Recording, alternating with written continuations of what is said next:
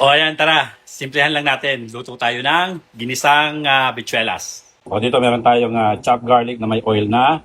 Sibuyas, carrots, bichuelas, Knorr seasoning powder, pamintang durog, patis, pork broth, sotanghon, at syempre yung ating giniling.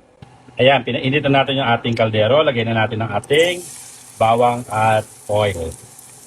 Then lagay natin ang ating onion. Isahin lang natin yan. Masado yung ating sibuyas at bawang. Lagyan na natin ang ating giniling na baboy. Pwede rin baka kung ayaw nyo ng baboy. Kaya natin burugin yan. Haluin.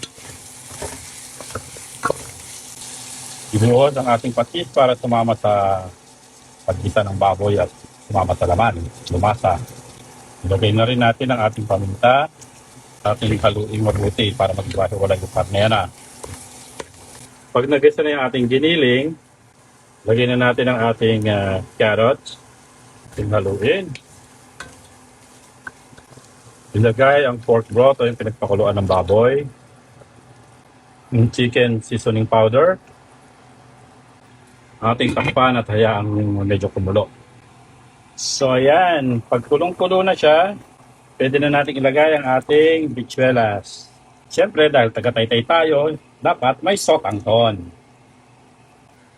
Yan, haluin lang natin siya. O, kita nyo? Ganyan ang ginisang bichuelas ng taytay. Masarap, may sotanghon. Diba? Pakulin lang natin hanggang sa maluto yung gulay at saka yung sotanghon. Sarap. So ayan, luto na ang ating ginisang bichuelas na may sotanghon. Ang sarap niyan. O, kahit papakin mo lang yan o kaya ulam. Kasi pritong isda ka o. Perfect.